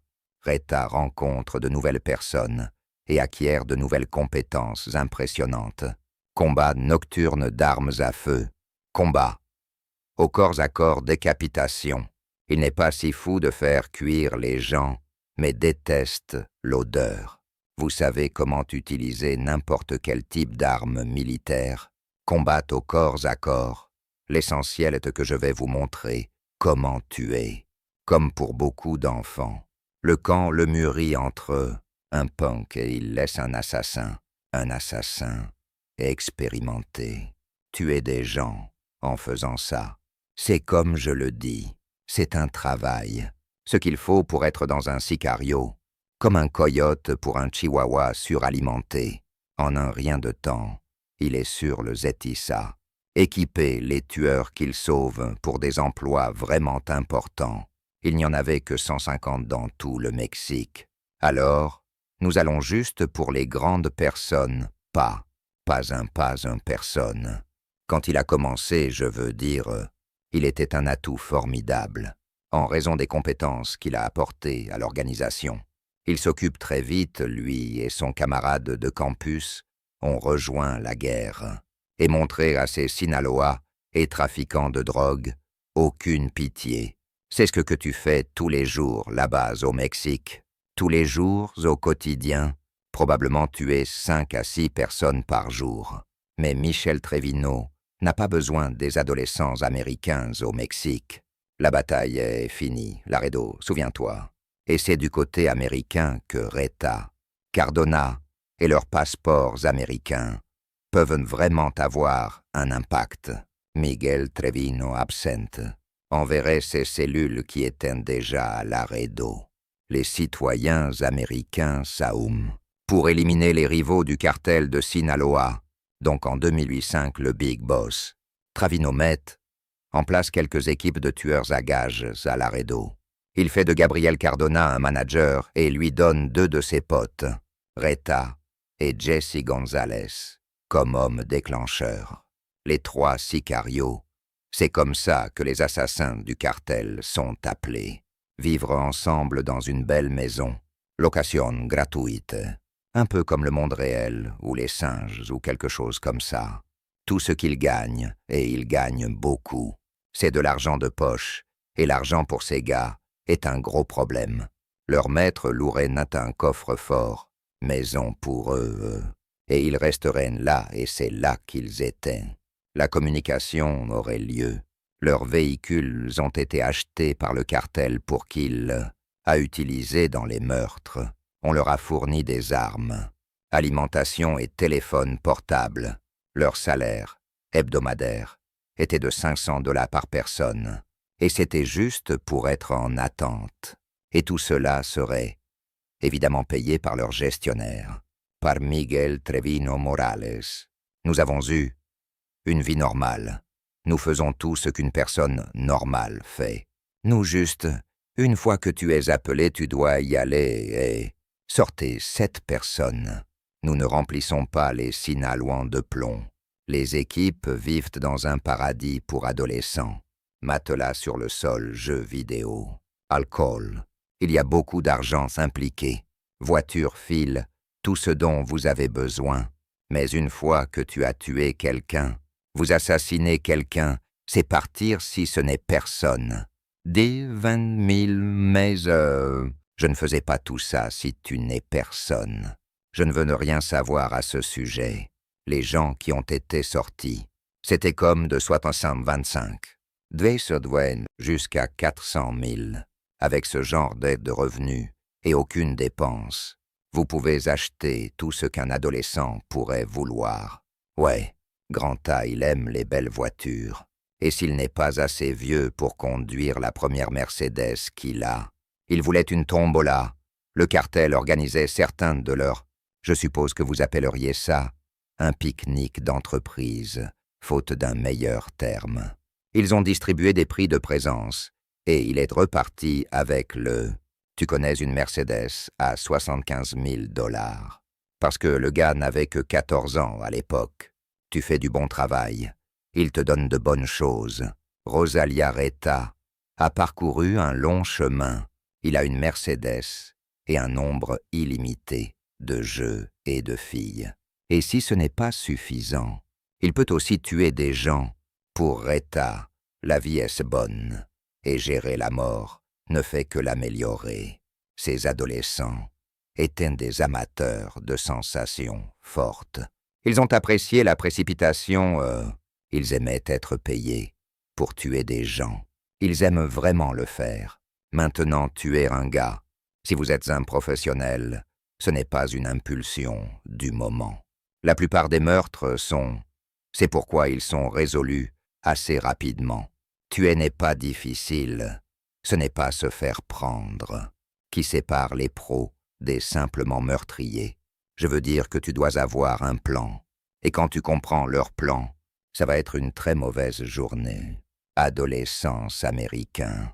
Rosalia Oreta et Gabriel Cardona travaillent pour les États. Ils aident à repousser un cartel de la drogue rival qui essaie de prendre le contrôle de la frontière. Traversée du Mexique à Laredo, Texas. Tout le monde veut se battre pour cet endroit. Essaie d'entrer. Mais ils n'ont pas réussi, mais la guerre ne sera pas vraiment gagnée tant que la partie américaine ne sera pas débarrassée de Sinaloa et alliée. C'est pourquoi Moisés Garcia finira par mourir. Mais il y a plus dans cette histoire qu'une guerre entre deux cartels de la drogue. Laredo a un homme en première ligne des forces de l'ordre. Il est également nommé détective Garcia Robert Garcia, le Sherlock Holmes de la frontière, Tex-Mex. Nous l'avons interviewé dans l'ombre pour sa propre sécurité. Il y a toujours eu de la violence à la frontière, mais comme ça, que certains des meurtres étaient commis, a commencé à lever des drapeaux sur les nouvelles tendances d'un criminel entrant. Garcia a vu un cadavre ou deux en son temps. Il a un œil de connaisseur pour les meurtres professionnels, la façon dont ils ont été engagés. Je veux dire que ce n'est pas le type habituel. Celui-ci devrait commencer à voir plus un style de gang. Tu sais utiliser des armes plus puissantes.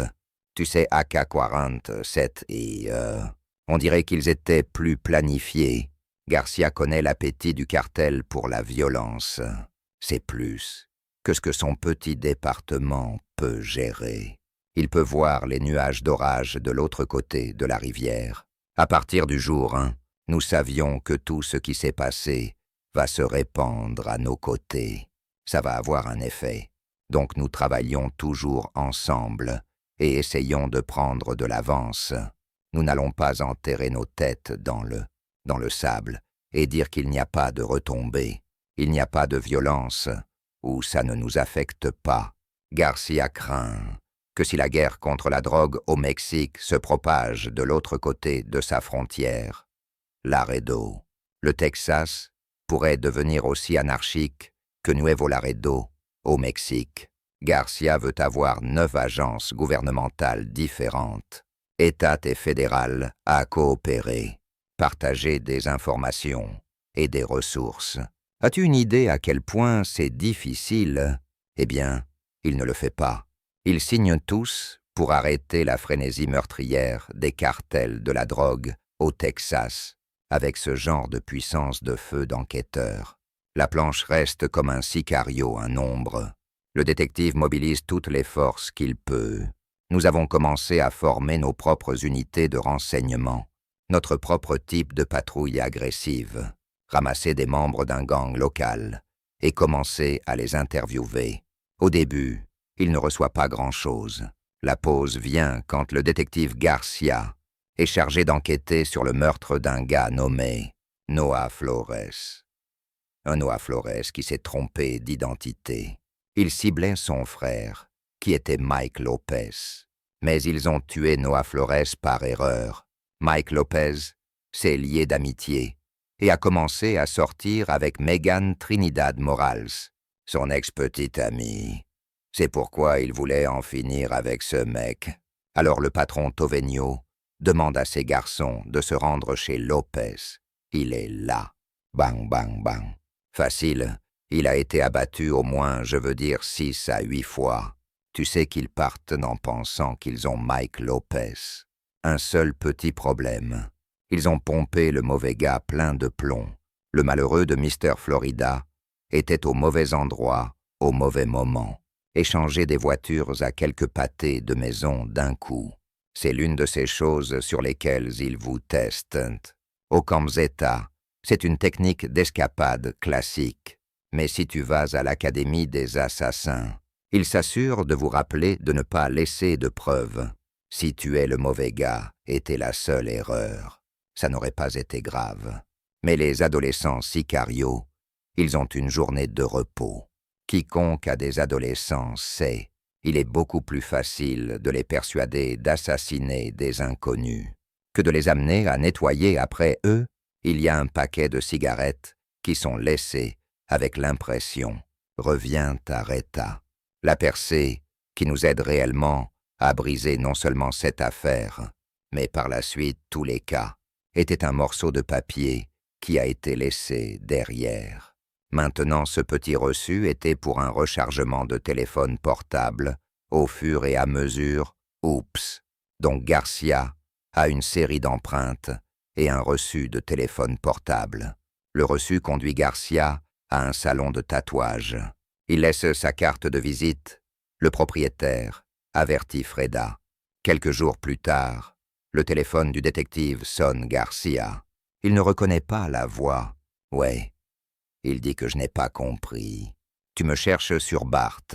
Tu ferais mieux d'arrêter d'enquêter sur les meurtres ou tu sais quoi. Je vais te tuer toi et ta famille. Tu ne sais pas avec qui tu joues. Calme-toi. Tom reste à l'écart. Parce que je ne voulais rien lui faire. Je n'étais pas vraiment inquiet pour le reste des détectives d'homicide parce qu'ils sont tous naïfs et verts. Donc il était le plus intelligent de tous. C'est donc celui auquel nous devions faire attention. Alors, oui, nous savions où. Il vivait là où il mangeait tout comme son emploi du temps quotidien. Il espère que sa menace persuadera Garcia de jouer la sécurité. Une fois que vous avez tué les forces de l'ordre, du côté américain de la frontière, notre enfer va se déchaîner. Donc la seule façon dont j'allais le sortir aussi, c'est s'il me gênait. Après la menace de Bart, la police de Laredo, gare un croiseur chez Garcia, 24/7. Mais la menace de Rita n'arrête pas le détective. Juste le contraire. Trouver l'insaisissable Bart Simpson vient de devenir personnel. Eh bien, c'est quand ça arrive à la maison et que je vais bien. Je suppose que c'est pour de vrai. Je ne l'ai pas pris comme une menace pour moi-même. Je ne l'ai pas pris comme quelque chose dont je devrais avoir peur, honnêtement. Je l'ai pris plus comme comment ose-t-il m'appeler sur mon téléphone et me dire ça. Ça m'a juste fait aller le chercher encore plus fort. Rosalie Oretta a peut-être choisi le mauvais avocat du Texas avec qui s'en mêler. La guerre, entre deux des puissants cartels de la drogue du Mexique, déborde dans les rues américaines. Les corps s'entassent des deux côtés de la frontière. Moisés Garcia est un homme d'affaires prospère, avec une famille dans le radar. Il est près des lignes de front, mais il pense qu'il est sous le radar. Il a tort. Son entreprise vend de la drogue. Le pivot du cartel, Miguel Trevino, a décidé que Moisés devait partir. Pourquoi Moisès vend des médicaments fournis par le cartel de Sinaloa? Cela fait de lui un traître. Il travaille avec les Sinaloa. Mais ses potes sont alliés au mauvais coup du Golf Cartel. Moisés Garcia était censé être un opérateur pour le cartel de Sinaloa, alors que certains succès étaient pour des raisons personnelles. C'était ça qui semblait être directement à cause des affaires. Dans la campagne de Miguel Trevino, pour anéantir toutes les troupes de Sinaloa à Laredo. Moi ici, Garcia n'est que l'un d'une longue liste de fantassins qui doivent mourir. Trevino Malatse Sicario sur c'est un travail. Tout comme tu as une famille, tu as un pied, j'en ai un aussi. Et Moisés Garcia aussi. Ce sera la dernière chose qu'il fasse. C'est le jeudi 8 décembre 2005. Moisés Garcia et sa femme et son fils sont sortis pour un dîner tôt. C'est un lieu convivial pour un dernier repas. Les choses brisent le chemin de Garcia depuis un moment, mais toutes les bonnes choses ont une fin. L'ordre de tuer Moisés Garcia est venu directement d'un Miguel Trevino, avec son groupe de sicarios. C'est Jesse González, Cardona et Rosario Reta. Ils ne tueraient pas à moins que cela ne soit ordonné directement par lui. Même une pop du moulin comme Moisés Garcia est méticuleusement planifiée. Les cibles ont été assignées. Parfois, ils viendront avec un colis avec leur nom ou leur photo. Je vais chercher, je trouverai où il habite, ce qu'il conduit, là où il travaille, famille toute.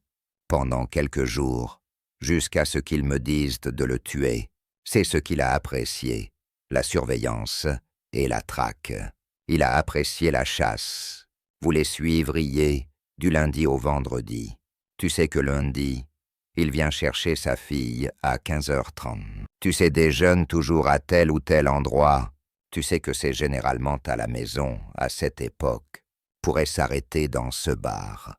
Donc ils avaient des notes, et quand la commande est tombée, ils feraient référence à leur livre. Et voyez bien, eh bien, c'est mercredi. Il devrait être là maintenant. Les tactiques que vous utilisiez étaient très impressionnantes. Il savait où il vivait, et il a dit qu'ils avaient mis en place une surveillance chez lui. C'était un appartement, mais ils n'ont jamais pu attraper-le quand il est parti. Le problème avec la traque d'un trafiquant de drogue comme Moisés est qu'il ne respecte pas les heures régulières. Heureusement pour Retter et son équipage, il conduit un look de voiture distinctif. Regardez, regardez, juste là, juste là. Il conduisait, ils ont repéré son véhicule. Il conduisait une Lexus blanche à l'époque. Il l'a localisé à un restaurant où il déjeunait avec sa femme et un de ses enfants. Moisés Garcia est un mort. Nash, tu peux le voir aussi sur la vidéo. Vous voyez ce Bronco juste, tu sais faire le tour de l'endroit 3-4 fois en attendant le départ de Moisés Garcia. Les garçons ne se soucient pas que Moise soit avec son fils et sa femme enceinte. Avoir un enfant là-bas rend les choses plus faciles. Il est moins susceptible de riposter. Pendant le repas, Moisés reçoit un coup de fil. Drinte appels. Le déjeuner est terminé. Astuce ou configuration que nous ne saurons probablement jamais. Moisés ne dit pas à sa femme pourquoi. Dites juste qu'il est temps de partir. Mais les prédateurs ont eu tout le temps dont ils ont besoin. Ils ont choisi un endroit et une stratégie. Boum, boum, boum. L'entraînement est payant lorsque vous êtes sous pression. Vous êtes prêt pour cet homme. Es-tu prêt pour cette merde? Quand il sort, et il voit le véhicule reculer et commence à se diriger vers la sortie. Il le bloque, Reta sort du véhicule et s'approche du côté du conducteur. Sa femme était sur le siège passager. Un de ses jeunes enfants était sur la banquette arrière. Reta commence juste à boum boum boum, juste en tirant.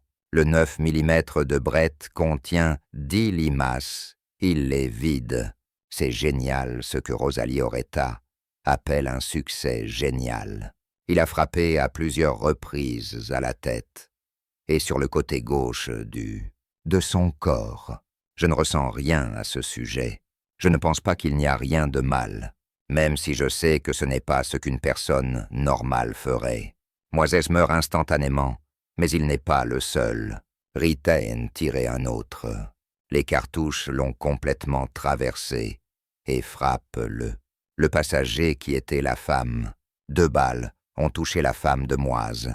Miraculeusement, elle et sa fille à naître ne sont pas gravement blessées. Leur fils sur la banquette arrière va bien physiquement de toute façon.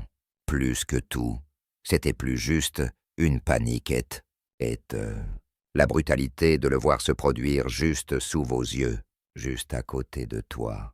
Elle est profondément traumatisée, mais la femme de Moise peut décrire l'enfant qui lui a tiré dessus et a tué son mari. Elle a décrit le tireur et comment c'est arrivé, et comment le tireur vient de descendre. Je n'ai rien dit, juste sorti. Tu connais une arme et a commencé à tirer, mais plus que tout. C'était sa description physique du tireur, le jeune avec une Luna, qui est une taupe à l'époque, avant qu'il ne se fasse tatouer. Cette taupe était la seule chose qui a rendu Rita mémorable. Ce sera l'indice vital qui donnera un visage au tueur de Moisés Garcia, Moisés Garcia, à Laredo. Un trafiquant de drogue du Texas a rencontré son destin dans le parking d'un stand de tortilla pour Rosario Rita et ses camarades adolescents. Tuer Garcia n'est qu'un après-midi de travail. Ils ont fui la zone à environ 6 ou 7 pâtés de maison de là. Appelle des amis de Sicario pour venir le chercher et l'emmène dans une maison sûre. Les garçons ne pensent pas que Moisés était important.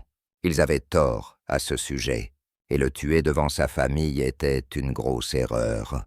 La femme de Moisés a bien regardé. L'enfant avec l'arme avait un grain de beauté sur le visage. Rita traverse la rivière pour se coucher un peu au Mexique. Cardona et Gonzales restent à Laredo. Mais ils déménagent dans une nouvelle maison sûre, dans un joli quartier. Mauvais mouvement. Après que les Moises aient frappé, il ne faut pas de détective. Robert Garcia, pour identifier les assassins adolescents. Pire encore pour les sicarios. Un de leurs copains de gang de drogue est une taupe. Il les pousse à louer une maison, parce qu'il est pré-câblé pour la vidéo et le son. La nouvelle chaîne Sicario du détective est un courant dominant de la loi. Ce n'est pas une conversation quotidienne normale qu'ils ont. Ce n'est pas allons au cinéma ou allons au centre commercial. Ils parlent juste d'aller tuer cette personne. C'est totalement différent. D'ici le 2006 avril, seulement 4 mois après la mort de Moisés, les flics ont tout ce dont ils ont besoin. Sur bande, l'équipe de la maison sûre. Voici une coup. Un gros coup. Rhett n'est pas là. Il est au Mexique. Mais tout est fini pour son copain d'enfance, Gabriel Cardona. Gabriel Cardona est tellement impressionné par les vidéos du groupe de travail, il décide qu'un procès l'est trop risqué et sortir de prison conduirait probablement à quelque chose de vraiment désagréable. Travino et les Zetas seront énervés quand ils apprendront à quel point Cardone s'est abandonné, quand il a avoué qu'une prison du Texas était l'endroit le plus sûr où il puisse être. Le 3e membre de la cellule assassin, Jesse González, s'enfuit et se rend au Mexique. Un autre mauvais plan. Il est arrêté par la police mexicaine, est rapidement assassiné en prison par les Etam. Alors qu'en est-il de Rosario Rita? Il reste au Mexique pour éviter la chaleur, et le cartel a de toute façon beaucoup de travail pour lui. Son nombre de corps augmente d'un cran à l'autre, mais avec Jesse mort et Gabriel derrière les barreaux, Rosario, 16 ans, le perd enfin. Il devient voyou. Il causait des problèmes assez supérieurs. qui a dû répondre de lui et s'est finalement fatigué. Il était trop impitoyable pour eux à l'époque. Que faut-il pour être trop impitoyable pour les Zetas, les gars qui ont mis la voiture en carnage? Eh bien, il y a cette nuit à Monterrey au Mexique. Qu'arrive-t-il à Monterrey? C'est que lui et un autre groupe d'individus vont dans une discothèque à appeler El Punto pour tuer un membre de la mafia mexicaine.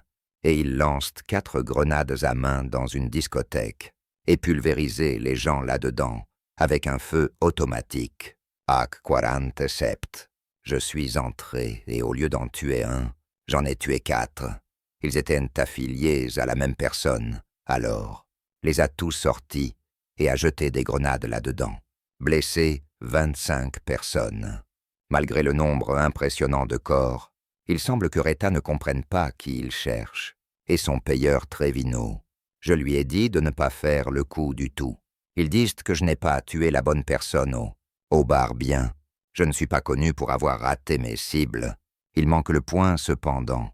Même si tu as des grenades, tu ne désobéissez pas au patron des États. Alors maintenant, Miguel Trevino est sérieusement ennuyé.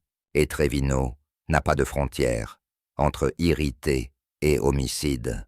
Retes a des explications à faire. Mais la plupart des Retes sont un canon lâche pour dire ça. Ils n'aiment pas que les tables changent. Et ils voulaient vraiment le tuer. C'est dommage de tout ici aussi. Tu connais ces enfants. Ils sont jetables comme une lame de rasoir pour ces cartels. Vous savez une fois que votre utilisation est terminée. Tu as fini. Alors voici l'histoire de ce qui se passe ensuite. C'est celui que Reta raconte de toute façon. 2 sicarios le fourrent dans le coffre d'une voiture. Il se dirige vers le désert. Reta sait que cette perceuse a l'air très mauvaise. Les compétences de Reta au camp Zeta reviennent. Il tue ses ravisseurs et court pour ça. Mais les flics mexicains le font tomber. Il finit dans une prison mexicaine. Il sait que les Zetas le tueront s'il ne sort pas rapidement. Jesse Gonzalez n'a duré que quelques jours. Si j'étais resté là-bas, finalement, ils allaient me tuer. Mais c'est l'une des choses qui va avec. Tu veux faire partie d'un certain groupe. Une fois que tu te fais prendre, tu vas être enfermé ou tu vas être mort. Donc, ça n'avait pas vraiment d'importance. Brett a un espoir. Il y a une personne qu'il connaît qui aimerait le voir vivant et qui pourrait le garder hors du pot de ragoût. Vous l'avez deviné. Détective Robert Garcia Bart. Il est heureux d'avoir des nouvelles de Bart. Et juste comme ça, il est hors du Mexique et dans une prison du Texas. Il traverse la frontière le lendemain de ses 17 ans. Et donc quelque chose qui ne... Je ne me plains pas, hein? Non. J'ai aimé ce que j'ai fait. Pero pues. J'ai tué mon premier. Ce que dit la primera, mais j'ai aimé.